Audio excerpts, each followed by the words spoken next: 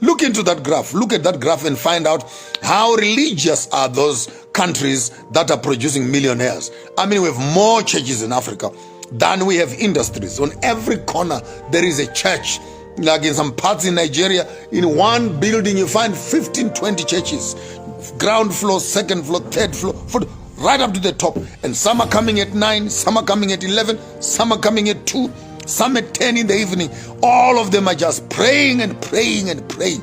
Hey, African people, stop praying too much. Start working. God does not say, I will bless your prayers. He said, I will bless the labor of your hands, and by your sweat you shall eat, not through your prayers. So we cannot substitute our hard work with prayerful lives. Prayer will leave you in poverty. Hear me well. Prayer will leave you in poverty. So we need to learn how to work. Look into that graph and find out these countries that are producing millionaires. What religion are these people believing in? Maybe we need to change the gods that Africa has accepted to deal with these ones here that seem to be economically viable and progressive in terms of helping their own members. Can't be spending your whole day at church. Monday, Tuesday, Wednesday is choir, Friday, youth day, Thursday, women's day. What it is practice, then it's practice, then it is all these old age things. The whole week you are in church. When are you going to sit down and start making money? So we need to find out from these countries again what is the recipe of their success. And having discussed that in terms of their labor, we also need to find out what kind of tax facilities that they have in terms of the tax havens. How are they treating their investments? How did they structure their financial systems? You can also find out in those countries that are producing the most millionaires. Find out for me, of all these countries, how many of them have foreign investors in their country. Find out how many of these countries on the top 15, top 20 that have millionaires, how many of them are working with foreign investments? How many of them are working with donor money? You may be shocked that they don't work with donor money. They don't work with foreign investments. And while you're asking that question, ask again these countries that have more millionaires. Who owns their banks? Who owns their banks? Who owns their insurance companies? These countries, who owns their insurance company? And while you're trying to answer that question, answer this one also. Who owns their land? Who owns their land? Because land is a means of accessing finances. So you walk up to the top 20 country companies and find out who owns their banks, who owns their insurance, and who owns their land, who owns their industry. And you, just when you thought you had it all, find out what kind of raw materials have they built their industries on. Are these locally produced? Find out again, are these locally produced goods? Are these locally produced raw materials? Where are they getting their raw materials from? And at what cost are those raw materials?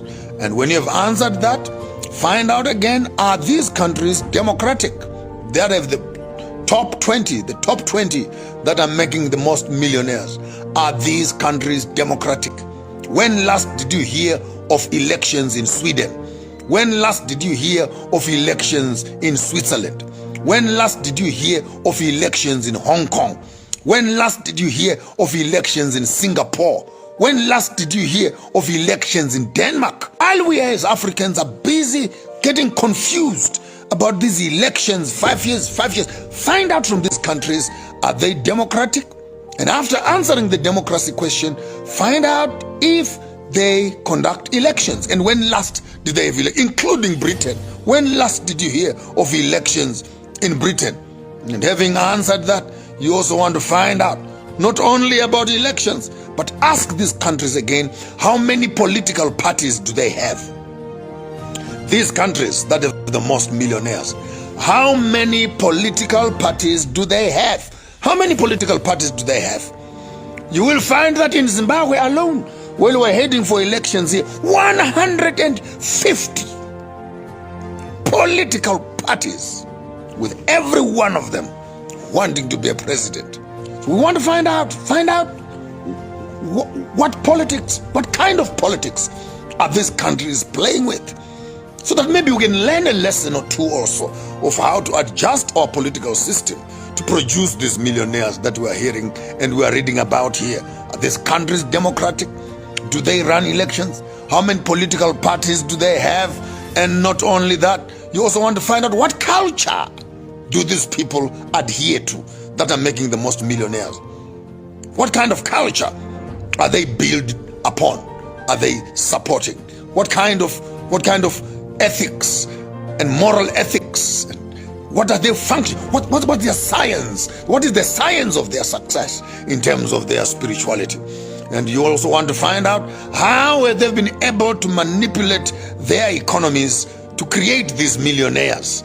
And what must our students in Africa learn after studying what other countries are doing to create millionaires? So yes, there you have it.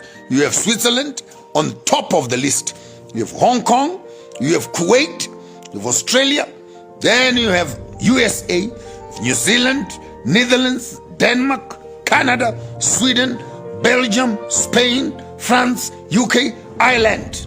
And then at the bottom of the food chain, then you have Cambodia, you have Turkey, you have South Africa, Indonesia, Brazil, India, Russia, Mexico, as you are going further up the list. So maybe in terms of our curriculum, I conclude, we need to study this information from the cradle to our universities. Not only to study for the sake of historical study, we need to study the science of creating sustainable communities. And I bet you my bottom dollar all the questions that I'm asking you on the top side. How must we teach our children? How did they make their money? What systems and industries did they build to create such millionaires? What is their value chain? And how and who owns it? How does it function and who owns it? What raw materials are they being used to build these wealth bases? Who owns their banks? Who deposits in them? What tax laws have they used to secure such economy from foreign funds? Are they democratic? When last did they conduct their elections? How many political parties are in these countries? What is their curriculum? And what do they teach their children? What is their relationship to their culture as it also relates to their wealth creation?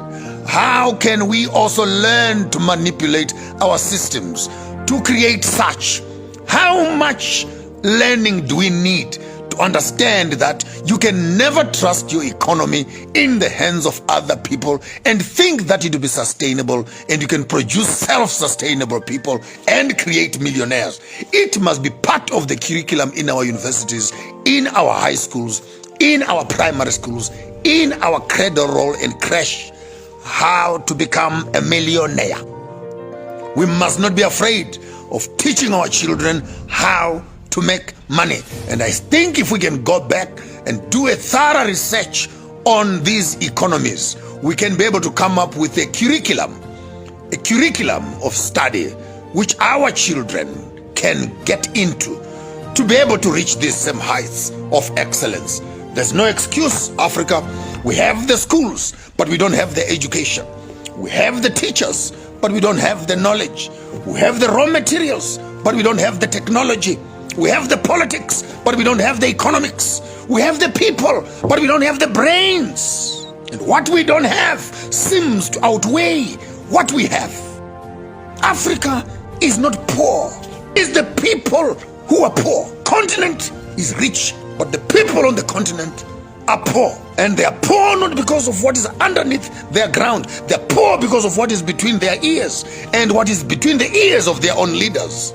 Therefore, we go to study such information so that we can come to ourselves, call the Department of Education and say, transform this bush Bantu education, translate it into this which can develop children for the future. We need to go back to our economic books and burn them MP3 squared, what stupid little formulas of the Western world, and come around and say, how do we write our own economic books that speaks to our resources and transform our society?